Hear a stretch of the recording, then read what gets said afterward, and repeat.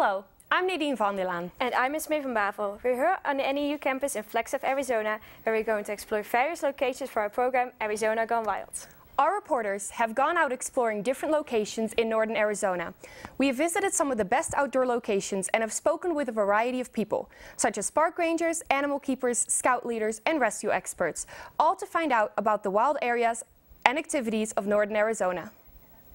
Lieke de Kok visited the Grand Canyon Deer Farm and Arizona Wildlife Park to discover some of Arizona's wildlife. Also, Esmee takes us to the San Francisco Peaks to experience a beautiful day of hiking. Then our reporter Bieke Koppelmans takes a look at rescue operations that take place when someone gets lost or injured. First, let's go to Camp Raymond with Nick Driehuis to learn all about the essential skills it takes to be prepared for the wild outdoors and to be a good Boy Scout. I'm walking here right behind the Cape Webb National Forest and the Coconino National Forest. Right behind me is the Sycamore Canyon, and right in front of me is Camp Raymond.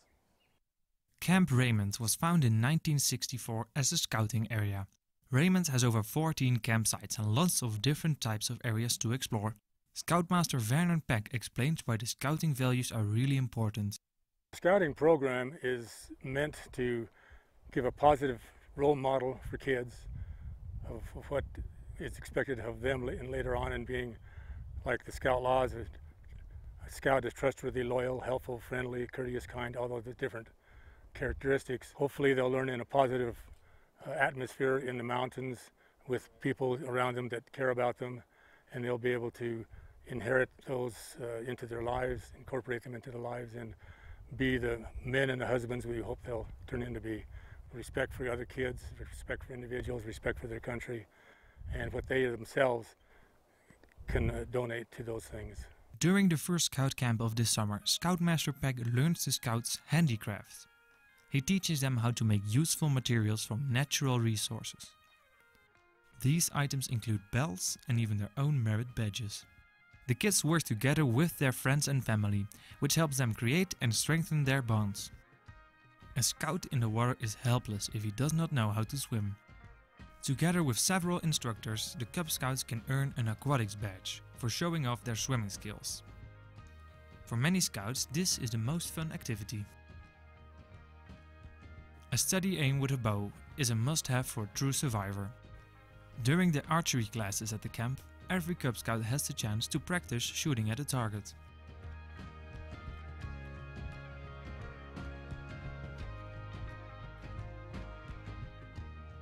To protect yourself from animals or find a nice meal in the wild, a Scout has to learn how to handle a gun. Of course, the Scouts here use BB guns instead of real ones, since real guns can be quite dangerous. Camp Ranger Rick Brown explains why all these activities are so important.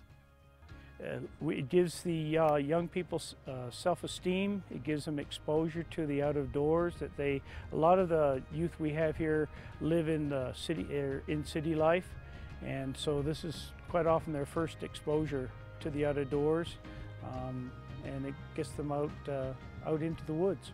While talking with some of the Cub Scouts, I learned that they can perfectly explain what a Scout must be able to do, like starting a campfire. Clear out the area and then make a ring with the rocks, and then put down all like the twigs and that, and then I'll probably try to start it up with a twig. Camp Raymond is a perfect place to develop your scouting skills, and these kids are definitely not done with exploring the wilderness.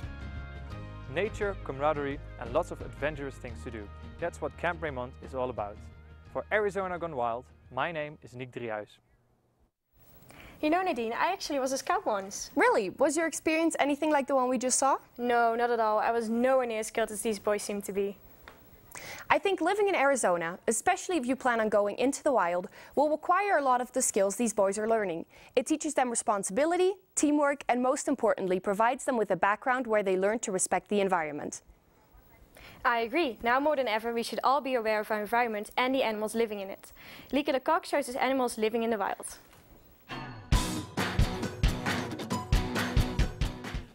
Northern Arizona is known for different types of animals, such as elks, black bears and wolves. Just come with us to discover them. To see these elk and deer, we went to the Grand Canyon Deer Farm. Currently, there is one elk at the deer farm living with other animals such as deer, llama and reindeer. Deer Farm animal keeper Amy Kravitz says elks aren't usually dangerous if you follow simple guidelines. Female elk are not dangerous unless you were to try and grab one of their babies, then they could come after you. But mostly they're more scared of you, so they'll run away. But the males, when they're in rut, they are very dangerous and they can become extremely aggressive and come after you. To protect the elk as well as ourselves, you should never feed them, never try to make pictures, and stay away as far as possible. Also, not to approach their babies. They might be in the wild. You'll see them laying down, but the mother will definitely return. And they look like they're actually abandoned, but they're not. One of the biggest reasons why elk die in the wild is that they are run over by cars. And the Slide Fire Oak Creek Canyon caused even more accidents than normal. You'll see a lot of signs on the road now that say watch for elk because they get pushed over. This was the fire, they move. At the deer farm we found out more about the elks. To get more information about other animals we visit Bearizona. Bearizona is a home to many animals from northern Arizona, and that's why we are going to check it out. Bearizona is a wildlife park of 160 acres where a lot of northern Arizona animals are living in their natural habitat. Animal keeper Kyle Alexander tells something about the bear cubs that Bearizona raises. A lot of our cubs are born here. We are taking in rescues when we can, helping out, taking in the rescues. So today we actually have 3 rescues from Oklahoma that we brought in. One was actually born here, and they're born right around the months of January and February, and we'll wean them when they're about 6 to 8 years old. Although the bear cubs can be cute, they are raised to not have very close contact with humans. At this age, we do have kind of the mass on them. We have the way we can hold them. We don't want to, though. We want to be training them early on. We're only here to feed you. Out in our big bears in the drive-through, you're always working in groups. There is also a danger factor to it, but we eliminate that danger by working together, working safely. All those bears were trained like these guys. These guys know that we're here to feed them, so do they. So they don't want to come up and play with us, kind of like these guys. And then same thing with our yearling bears. They're 150 pounds, but they got claws and teeth. So they early on get trained to lock down so we can go out there safely and everything. Feeding bears will cause them to come back to the site and most likely bring people as well as other bears in danger. We want them to stay in their natural habitat, otherwise they might have to be put down in the wild. Not only bears are present in northern Arizona, but also wolves. Beginning 1980s and the end of the 1990s, the federal government stated a program started to bring wolves back from the brink of extinction in northern Arizona. The goal is to reintroduce the wolves to the area of their former range, as well as a wild sustaining populations of at least 100 individuals. We hope we gave you more insight about the northern Arizona animals. For NHTV's Arizona Gone Wild, I'm Lieke de Kok. Esme, we really need to go to Bearizona. Those cubs are adorable. All I want to do is take one home and cuddle it. Yeah, me too, but I doubt they're as cute when they grow up. Well, as long as you're aware of the dangers that wild animals bring, I'm sure you'll be okay. As a matter of fact, for each fatal bear attack, almost 400 people die by being hit by lightning. So you're saying we should be afraid of lightning? No, not necessarily. But I'm just trying to emphasize that bear attacks are very rare. If you want to know more about the local animals here in northern Arizona, you can visit the parks yourself. Both the Grand Canyon Deer Farm and the Bearizona Wildlife Park are open year-round except on national holidays. There you can take a look at the animals up close and talk to the animal keepers who are more than willing to tell you all about these animals. It's important to know about the possible dangers animals present, especially if you go out into nature, since you might encounter them there. A very popular outdoor activity in northern Arizona is hiking. Esme, you yourself went hiking. Share your experience with us. With a 2,800-meter elevation, hiking requires a lot of preparation. I'm here on Milton Road in front of the Four Seasons equipment store where you can buy and rent outdoor supplies. So let's go inside and find out what I need. Store owner Michael Lapsley says there are important things to take care of before going on a hike. There's a few things you're going to need for your day hike in northern Arizona to ensure that it's going to be safe and also a rewarding experience. Your first is going to be what type of shoes. Hiking shoes are very supportive. You want to make sure you're looking for a good tread pattern. Some of the terrain in northern Arizona can be loose, so those are really important. Secondly, you want to make sure you stay hydrated. As you know, in northern Arizona, there's a lack of water, and a lot of our customers prefer a Camelback system or some type of hydration system. The other thing is sun protection. We get a lot of days of sun in northern Arizona, so sun hat, sunscreen, anything to protect yourself. But those are a few of the basic necessities for day hiking in northern Arizona. Four Seasons Equipment Store is open from 8 a.m. till 7 p.m. on Monday till Saturday and from 8 a.m. till 5 p.m. on Sunday.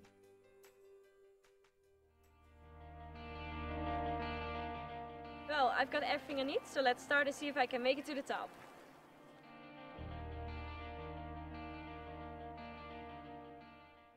Bob Reynolds, an experienced hiker, says some times are better than others for hiking. The best times to hike are early in the morning, it seems, because it's cooler, there's less traffic, usually less wind, so for me, my favorite times is early. Advanced hikers may choose to hike all day and through the night. It is important to bring sleeping equipment, lighting and extra food and water. For safety, it is important you do not go hiking alone, especially not at night. Make sure to bring a partner.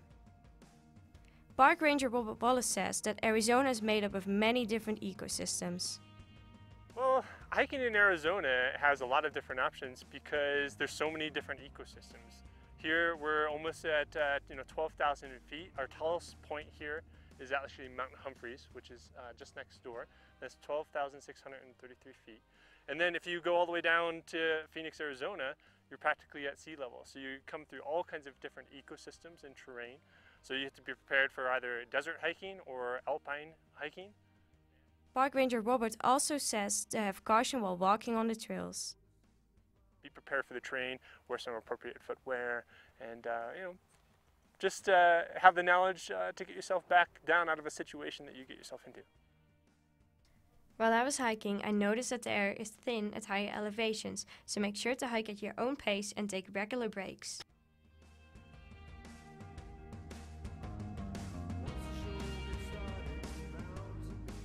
Guys, I made it to the top! In my experience, hiking in northern Arizona is great. Thanks for joining me. For NHTV's Arizona Gone Wild, I'm Esmee van Bavel. Esmee, that must have been incredibly challenging, but I'm so excited that you made it to the top. Thank you. I've been on many hikes before, but this was one of my favorites. It was very exhausting though. I understand why Bika went to talk to a rescue expert, because as you heard, there are many factors that can impact your safety while spending time in the wilds. Before you went hiking, I noticed that you talked to Michael, who told you a little bit about the gear that you would need to make hiking both enjoyable and safe. Our reporter Bika visited a rescue facility and also needed to know what equipment she would need if she wanted to stay safe and out of danger. Hi, we're here at Peace Surplus in Flagstaff to find out how to prepare yourself for a trip into the wild. Let's take a look inside. If you want to go out and experience the northern Arizona nature, you have to be prepared. Shop owner Steve Chutinsky gives us the essentials.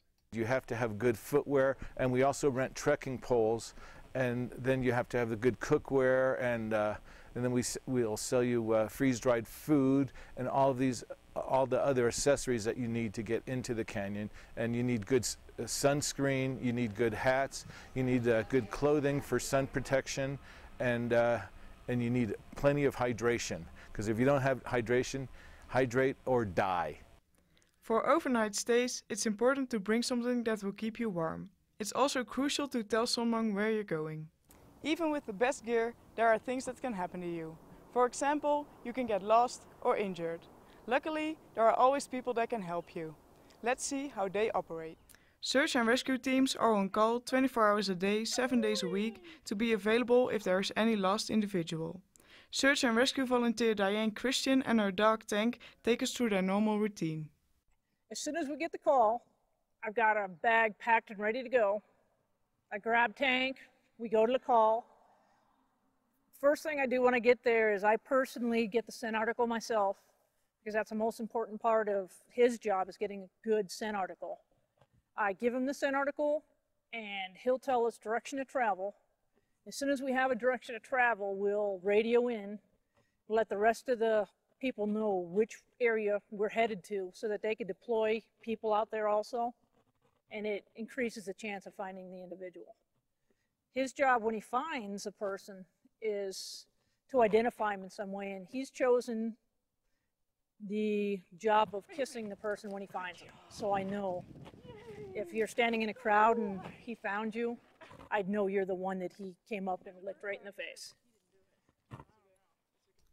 The Search and Rescue Unit in Coconino County deals with several cases a month.